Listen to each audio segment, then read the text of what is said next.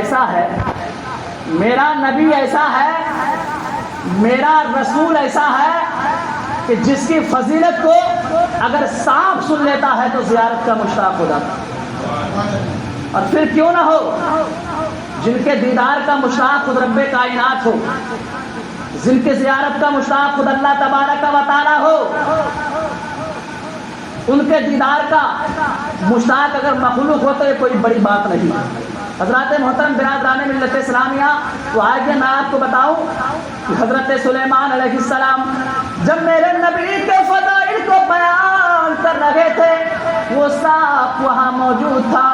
سانپ نے جب میرے نبی کے فضائل کو سنا بہت متاثر ہوا اور اللہ کے نبی حضرت سلیمان علیہ السلام کی بارگاہ میں عرض کرنے لگا، اے اللہ کے نبی حضرت سلیمان علیہ السلام، مجھے یہ تو بتائیے کہ جس نبی کی فضیلت کو آپ پڑھ رہے ہیں، جس نبی کے فضائل کو آپ بیان کر رہے ہیں، وہ ملیں گے کہاں؟ وہ ملیں گے کہاں؟ اللہ کے نبی حضرت سلیمان علیہ السلام نے فرمایا، کیونکہ حضرت سلیمان علیہ السلام چرند پرند جانوروں کی بولی کو سمجھا کرتے تھے، تو اللہ کے نبی حضرت سلیمان علیہ السلام نے ارشاد فرمایا، او صاحب یہ پیدا مکے میں ہوں گے اور ہجرت مدینے میں کریں گے۔ کہاں ہوں گے؟ پیدا مکے میں ہوں گے اور ہجرت مدینے میں کریں گے۔ میرے ملت کے نوجوانوں، اب وہ صاحب میرے آقا کے انتظار میں ادھر ادھر پھرتا رہا۔ پھر ایک بار حضرت عیسیٰ نبی گنا علیہ الصلوۃ والسلام میرے کریم آقا کی فضیلت کو پڑھ رہے تھے، وہ صاحب وہاں بھی موجود تھا۔ صاحب نے جب فضائل کو سنا تو سوچنے لگا کہ یہی فضائل میں نے حضرت سلیمان علیہ السلام سے سنی تھی، اب یہی فضائل کو پھر حضرت عیسیٰ علیہ السلام پڑھ رہے ہیں۔ صاحب حضرت عیسیٰ علیہ السلام کی بارگاہ میں گیا اور عرض کیا، او اللہ کے نبی عیسیٰ علیہ السلام، بتائیے تو صحیح، جس نبی کی فضیلت کو آپ پڑھ رہے ہیں وہ ملیں گے کہاں؟ وہ ملیں گے کہاں؟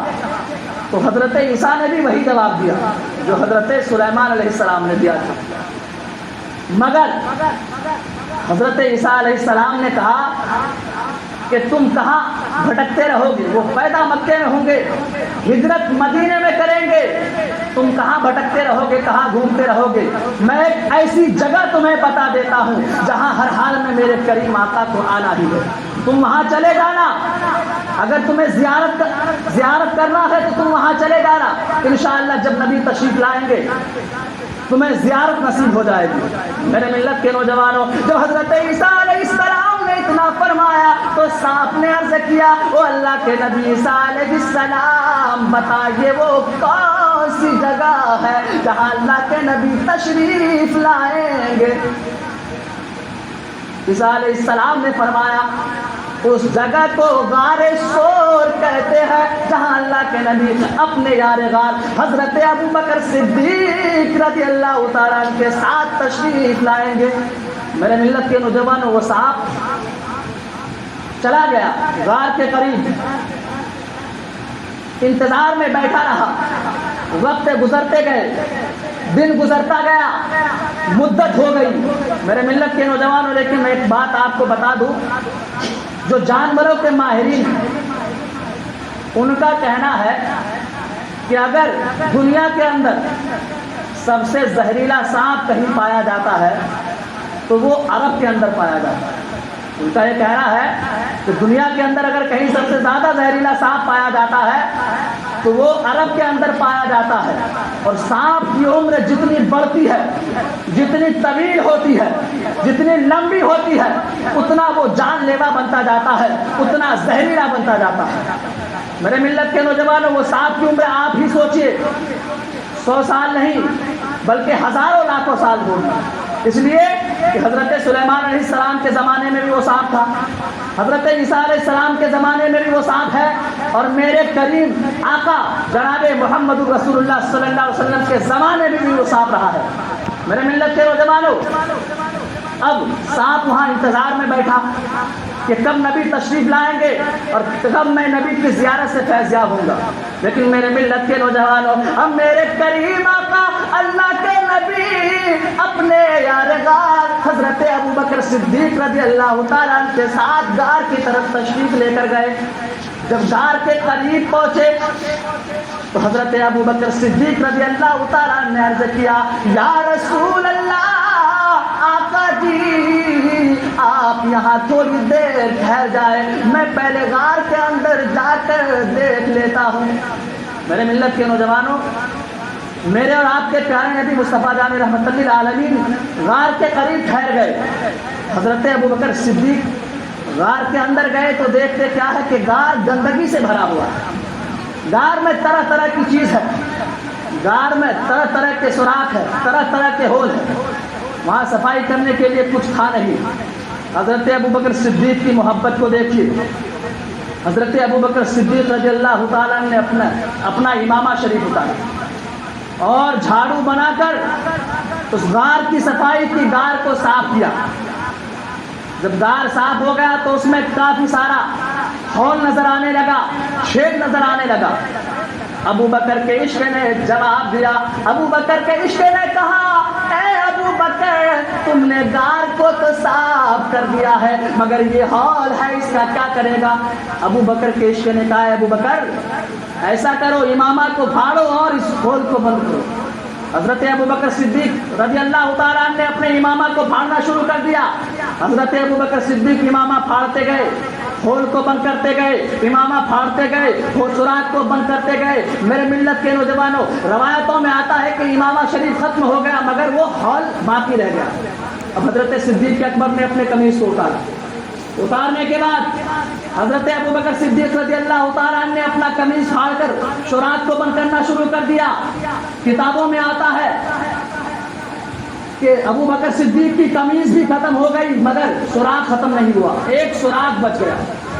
اب حضرت ابوبکر صدیق رضی اللہ تعالیٰ عنہ نے اس سوراخ پر اپنے ایڑی کو لگایا اور بیٹھ گئے اور عرض کیا، یا رسول اللہ، او میرے کریم آقا اب غار کے اندر تشریف لائیے۔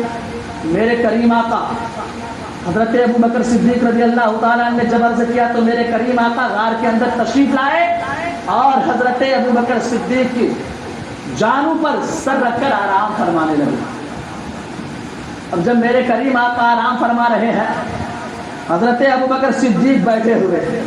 میری ملت کے نوجوانوں، میں آپ کو ایک بات بتا دوں کہ جب کوئی کسی کے جانوں پر سر رکھ کے سوتا ہے اور کوئی بیٹھا رہتا ہے تو بیٹھنے والے کا دل اور سونے والے کا دل بہت قریب ہو جاتا ہے، دل کے دل قریب ہو جاتا ہے۔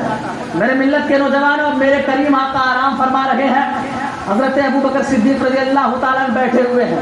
اب وہ سانپ جو مدتوں سے میرے نبی کے انتظار میں وہاں بیٹھا ہوا تھا، مدتوں سے میرے نبی کی زیارت کا مشتاق تھا، اب وہ سانپ نے ہر طرح سے، ہر طریقے سے آنے کے لیے سوچا مگر جب دیکھا تو ابو بکر نے سارے سوراخ بند کر رکھے۔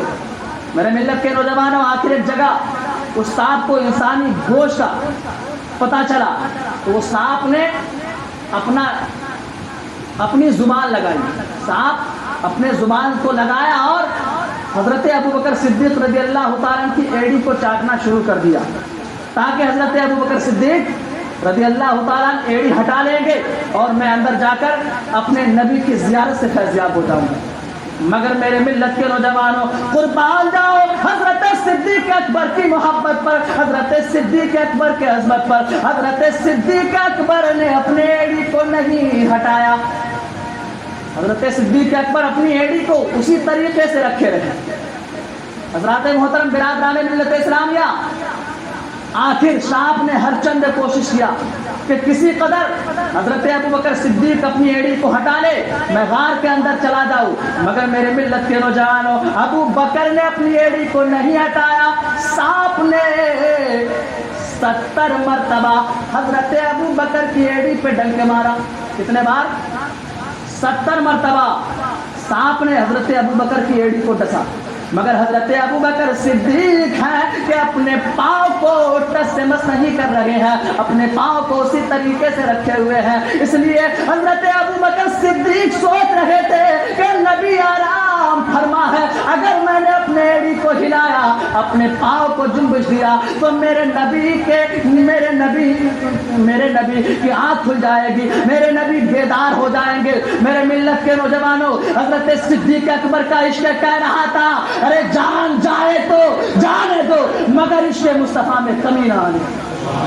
میرے ملت کے نوجوانوں، سانپ نے حضرت ابو بکر صدیق کی اینڈی پر 70 مرتبہ ڈنک مارا۔ اب جب زہر اندر شرائط کرتا جا رہا تھا، اندر شرائط کیا، پاؤں اٹھنا بند ہو گیا۔ حضرت صدیق اکبر رضی اللہ تعالیٰ عنہ کی آنکھوں سے آنسو گرا اور میرے کریم آقا کے چہرے والضحا پر پڑا۔ میرے نبی نے اپنی نبوت والی آنکھ کھولی، ارشاد فرمایا وہ صدیق کیا ہوا ہے؟ صدیق نے عرض کیا یا رسول اللہ، آقا جی مجھے سانپ نے ڈس لیا ہے۔ میرے کریم آقا نے اپنا لعاب دہن لگایا، سارا زہر جاتا رہا۔ حضرات محترم برادران ملت اسلامیہ، آگے میں آپ کو بتاتا ہوں کہ مسجد نبوی میں جماعت ہو رہی تھی، امام الانبیاء جماعت کرا رہے تھے، پڑھنے والے مقتدی 4 خلیفہ تھے۔ حضرت امام حسین رضی اللہ تعالیٰ عنہ کی عمر شریف 6 سال کی تھی، مدینہ شریف کی گلیوں میں کھیل رہے تھے، اچانک مسجد کی طرف چلے گئے، نانا جان کے مصلے کی طرف دیکھا، نانا سجدے میں گئے، نواسے نے چھلانگ لگائی اور کاندھے پر بیٹھ گئے۔ نانا جب سجدے میں گئے تو نواسے نے چھلانگ لگائی اور کاندھے پر بیٹھ گئے۔ میرے ملت کے نوجوانوں، جب سجدے میں میرے کریم آقا کے امام حسین کاندھے پر بیٹھ گئے، عرش والے حیران ہو گئے، فرشتے دم بخود رہ گئے۔ حضرت جبریل میں پکار اٹھے مولا یہ کیا تماشا ہے؟ اللہ تعالیٰ نے ارشاد فرمایا او جبریل خاموش ہو جا، اے جبریل آج جس بچے کو تم سجدے کی حالت میں مصطفیٰ صلی اللہ علیہ وسلم کے کاندھے پر دیکھ رہے ہو، کل اسی بچے حسین کو میدان کرب و بلا میں نیزے کے اوپر چڑھ کے قرآن پڑھتے ہوئے بھی دیکھنا۔ حضرات اب میرے کریم آقا نے ارادہ کیا کہ سجدے سے سر کو اٹھا لوں، مگر فوراً حضرت جبریل امین حاضر خدمت سرکار ہوئے اور عرض کیا یا رسول اللہ، آقا جی جب تک حسین اپنی مرضی سے نہ اتر جائے اس وقت تک آپ سجدے سے سر کو نہ اٹھانا۔ میرے ملت کے نوجوانوں، میرے کریم آقا نے اپنے سجدے کو طویل کر دیا، میرے کریم آقا نے اپنے سجدے کو لمبا کر دیا، اور اتنا لمبا سجدہ کیا میرے مصطفیٰ نے، اتنا طویل سجدہ کیا میرے مصطفیٰ نے کہ 72 مرتبہ میرے کریم آقا نے سجدے میں تسبیح پڑھی۔ جب اس چیز پر اعلیٰ حضرت مجدد دین و ملت الشاہ امام احمد رضا خان فاضل بریلوی کی نظر پڑتی ہے، فاضل بریلی شریف کی چوکھٹ سے پکار اٹھتے ہیں اعجاز مصطفیٰ پر شریعت کھڑی رہی، دروازے بطول پہ رحمت کھڑی رہی، پشت نبی پہ سجدے میں آ کر چڑھے حسین، ارے بیٹھے رہے حسین، عبادت کھڑی رہی۔ میرے ملت کے نوجوانوں، امام حسین کی یہ شان ہے، یہ مرتبہ ہے کہ اگر عالم نماز میں، حالت نماز میں میرا حسین اپنے نانا کے پشت انور پر سوار ہو جائے تو رب قدیر کا فرمان ہو جاتا محبوب سجدے کو لمبا کر دو، سجدے کو طویل کر دو۔ میرے ملت کے نوجوانوں، وقت کی قلت ہے، آج بھی میں آپ کو شارٹ کٹ میں بتاتا چلوں اور اپنے واقعات کو ختم کر دوں۔ اب امام حسین رضی اللہ تعالیٰ اپنی مرضی سے اپنے نانا جان کے پشت انور پر سے اترے، اترنے کے بعد اپنے گھر گئے، گھر جانے کے بعد امی جان سے عرض کیا او امی جان آج بڑا عجیب و غریب واقعہ پیش آ گیا ہے، آج بڑا عجیب و غریب بات ہو گئی ہے۔ امام حسین کی ماں حضرت سیدہ فاطمہ زہرا رضی اللہ تعالیٰ عنہا نے فرمایا بیٹا کیا بات ہے؟ امام حسین عرض کرتے ہیں امی جان آج جب میں مدینہ شریف کی گلیوں میں گھوم رہا تھا اچانک میرا جانا مسجد میں ہو گیا. میں نے دیکھا نانا سجدے کی حالت میں ہے. میں نانا کے کاندھے پر سوار ہو گیا. مگر اے امی جان جب تک میں نانا کے کاندھے پر سوار رہا نانا نے میرے لیے سر کو سجدے سے نہیں اٹھایا. میرے ملت کے نوجوانوں جب حسین کی ماں فاطمہ زہرا رضی اللہ تعالیٰ عنہا نے اتنا سنا تو فرمایا بیٹا تم نے نماز کا خیال نہ کیا, بیٹا تم نے نبوت کا لحاظ نہ کیا. حضرت امام حسین رضی اللہ تعالیٰ فرماتے ہیں امی جان اس میں اعتراض ہے. امام حسین کی ماں حضرت سیدہ فاطمہ زہرا رضی اللہ تعالیٰ عنہا نے فرمایا بیٹا کیا راز ہے؟ امام حسین فرماتے ہیں اے امی جان آج نانا نے میرے لیے اپنے سجدے کو طویل کر دیا, لمبا کر دیا اور 72 مرتبہ تسبیح پڑھا ہے. میں کل کربلا کے میدان میں اس کے بدلے اپنے نانا کے دین کی خاطر 72 تن کو قربان کر دوں گا.